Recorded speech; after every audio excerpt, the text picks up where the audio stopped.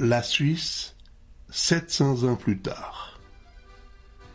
Durant cet été de 1991, notre vie allait être très mouvementée. Il est vrai que puisque l'on s'était acheté une superbe maison, la sagesse aurait dû au moins nous inciter à renoncer à prendre des vacances. Mais cette année-là, la Confédération suisse allait tourner une page importante de son histoire. 700 ans s'étaient écoulés depuis qu'Arnold de Melchthal, Walter Fürst et Werner Stauffacher avaient prêté serment sur la prairie du Grütli, fondant ainsi la base de ce qui allait devenir par la suite la Confédération helvétique. C'était le 1er août 1291. Ne pas avoir gagné la Suisse cette année-là aurait été pour moi comme rendre visite à mes parents tous les mois de l'année et ensuite refuser de les inviter le jour de leur anniversaire. Comme les grands événements n'arrivent jamais seuls, nos relations de plus en plus fréquentes avec Myriam Dupont allaient également nous faire découvrir la Belgique. À dire vrai, ce fut davantage par économie que par goût du voyage si notre route nous incita à atterrir à Bruxelles plutôt qu'à Paris, comme les années précédentes.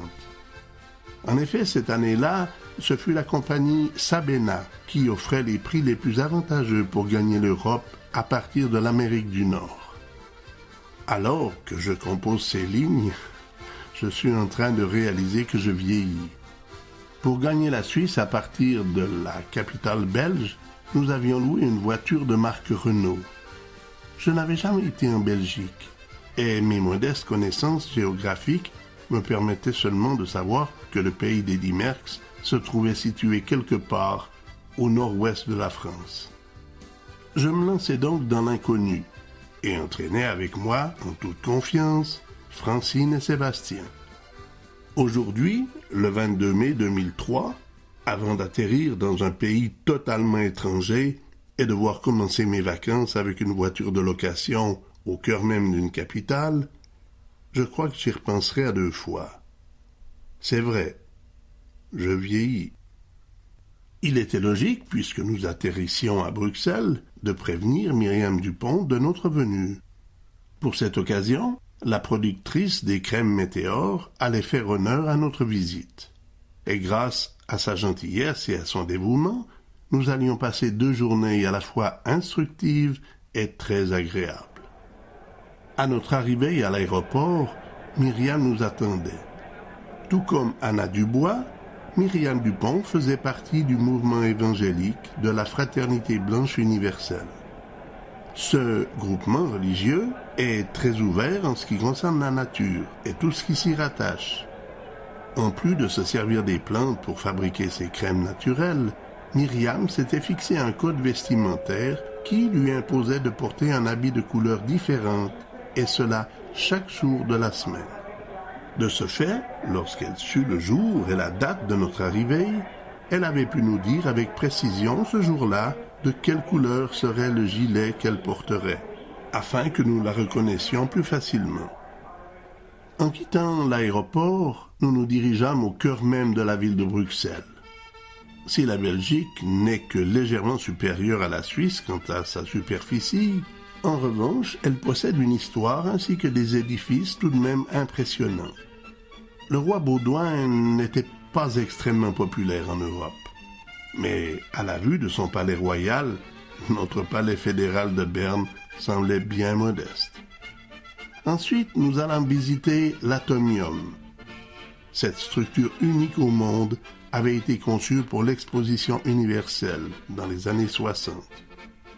Alors que nous nous apprêtions à quitter l'Atomium, nous découvrîmes qu'à ses pieds, une gigantesque estrade venait d'y être construite, sans doute pour y accueillir une ou plusieurs personnalités du show business.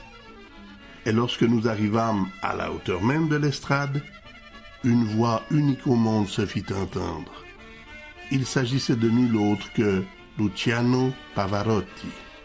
Selon toute vraisemblance, il semblait préparer son spectacle, car il n'y avait pas de présentateur et le public présent n'était que peu nombreux. Mais je ne pourrai jamais oublier cette puissance vocale. C'est vrai que je n'ai jamais aimé l'opéra, Mais comment ne pas être fasciné par un ténor capable de maîtriser ses octaves avec une telle puissance? L'après-midi tirait à sa fin, et Myriam nous proposa une dernière visite, celle de son laboratoire. Nous découvrions enfin où la crème relax était fabriquée.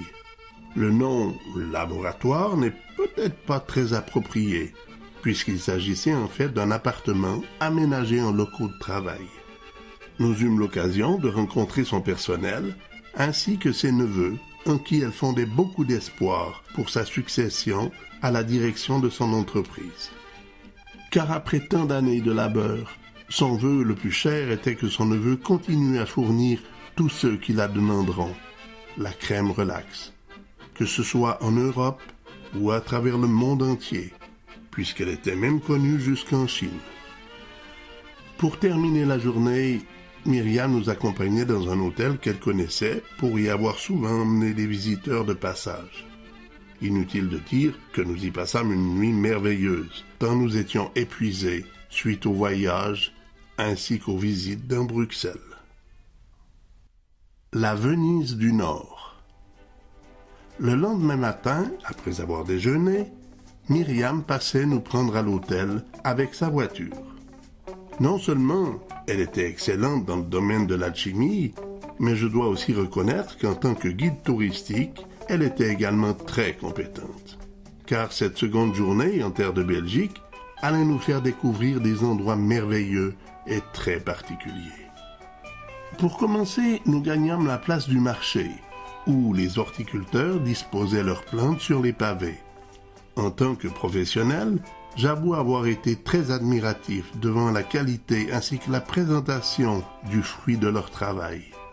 La Belgique est connue en Europe pour ses productions d'azalées de qualité.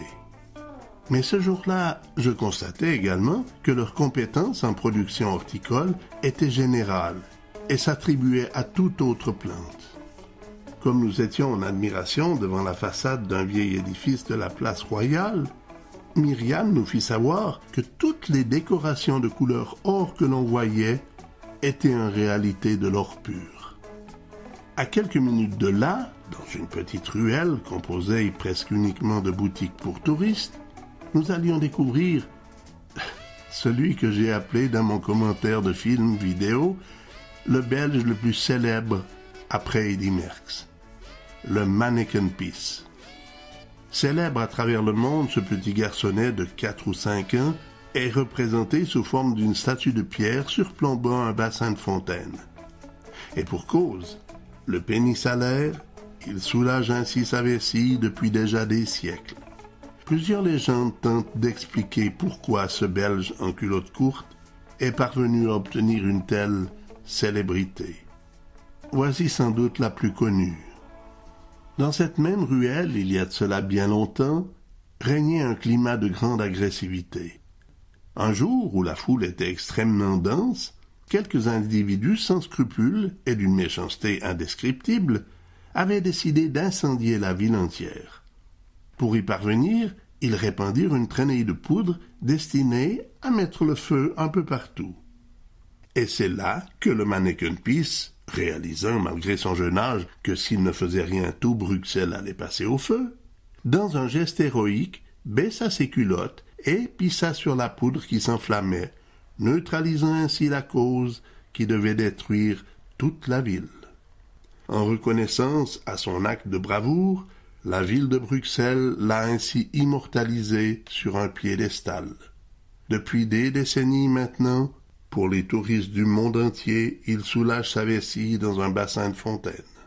Par simple décence, les commerçants voisins de cette fontaine l'habillent régulièrement d'un costume différent. Lors de notre visite, le Manneken Pis s'était métamorphosé en Mozart.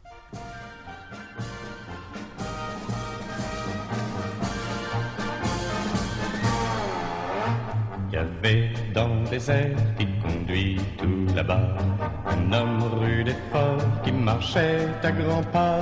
Derrière un petit gars lui emboîtait le pas, mais n'y arrivait pas. Papa, oh papa, attends-moi, je ne peux pas. Papa, si tu vas à grand pas. pas, papa, oh papa, je ne peux pas. Parfois le bonhomme s'arrêtait pour laisser aux gamins le temps de le rattraper. Sitôt qu'ils étaient à nouveau rassemblés, alors ils repartaient. Papa, oh papa, attends-moi, je ne peux pas. Viens là mon petit gars, t'en fais pas, prends mon pas. Un pas, c'est un pas, mais ton pas, je ne l'ai pas. Viens là, mon gars, ne t'en fais pas. La marche avançait, mais le temps défilait. Notre homme vieillissait, le gamin grandissait. Son pas s'allongea, et maintenant pas à pas, il s'en allait là-bas. Papa, oh papa, regarde-moi faire mon pas. Papa, si tu vas à grand pas, je fais comme toi. Un pas, c'est un pas, et ton pas, c'est mon pas. Papa, papa, je fais ton pas. Il y avait dans le désert qui conduit tout là-bas un homme rude et fort qui marchait à grands pas. Laissant derrière lui un vieillard qui a dit adieu, j'arrête ici. Va, mon petit gars, d'un bon pas, n'attends pas, mon pas est trop là, va tout seul vers là-bas. Un jour tu verras un gamin qui suivra ton pas et le rattrapera. Un jour tu verras un gamin qui suivra ton pas et le dépassera.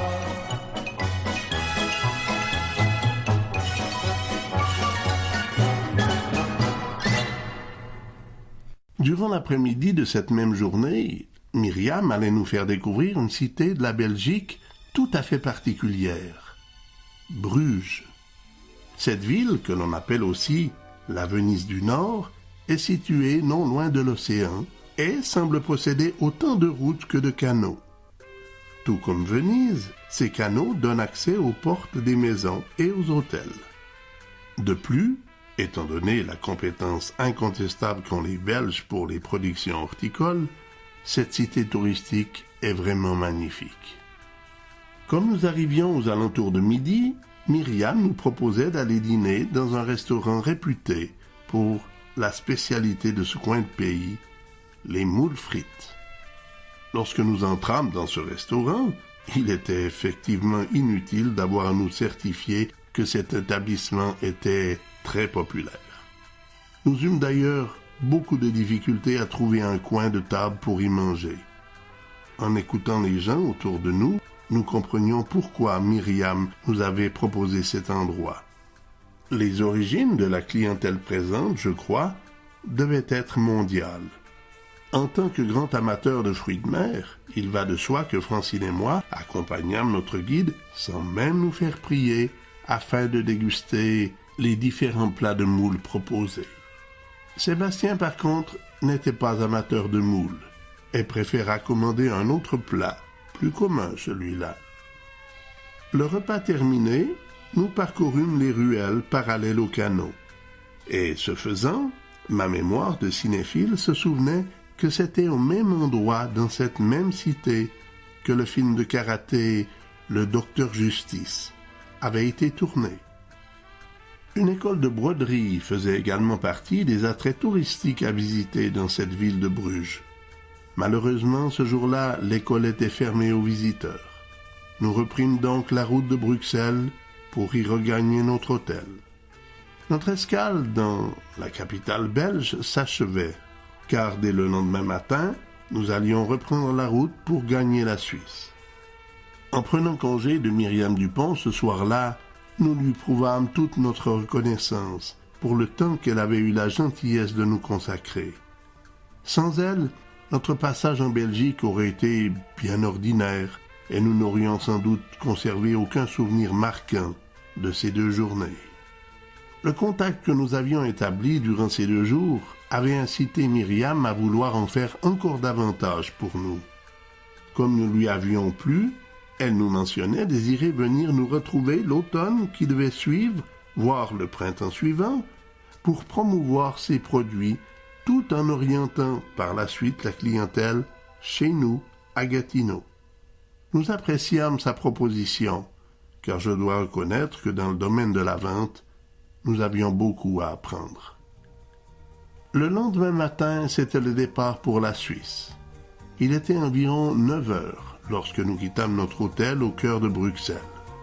Sans trop de difficultés, nous trouvâmes l'autoroute qui devait nous faire gagner le duché du Luxembourg. Il était midi lorsque nous arrivâmes dans la ville même de Luxembourg. J'étais à la fois fier et heureux de découvrir cet endroit. Tout comme la Belgique, le duché du Luxembourg était l'un des lieux francophones d'Europe dont j'avais souvent entendu parler. Mais comme il ne se trouvait pas sur l'une des routes du sud que j'avais l'habitude de prendre chaque été pour gagner les bords de mer, je n'avais jamais eu l'occasion de le découvrir. Ce qui m'étonna au plus haut point dans cette ville de Luxembourg, ce fut l'abondance des guichets automatiques disponibles un peu partout. Ce duché, situé au cœur de l'Europe centrale, était entouré par la France, la Belgique et l'Allemagne. Il me donnait l'impression d'être un peu comme une plaque tournante pour le tourisme. Durant ma vie, j'avais souvent eu l'occasion de visiter les lieux touristiques parmi les plus célèbres au monde. Pourtant, à une échelle différente, jamais je n'avais vu autant d'autocars d'origine et de pays différents réunis en un même lieu. Il est vrai que je n'avais aucune information concernant les lieux touristiques à visiter dans ce duché. Mais, bien sincèrement, je ne voyais pas vraiment l'intérêt pour tous ces touristes de se trouver à cet endroit, si ce n'est qu'ils se trouvaient sur la route de Bruxelles. Luxembourg est une ville propre et floralement décorée et avec goût. L'architecture des bâtisses prouve aussi que cette cité a toute une histoire à son actif. Sa dénomination de duché en elle-même en est une preuve évidente. Mais à part cela, je dois avouer que ce lieu ne m'a pas beaucoup impressionné. Lorsque nous eûmes pris notre repas du midi à Luxembourg, nous passâmes la frontière française pratiquement à la sortie de la ville. Pour ma part, j'ai quitté le Luxembourg ne sachant pas s'il s'agissait uniquement d'une ville ou d'un territoire. Ville ou duché, cette question, je me la pose encore.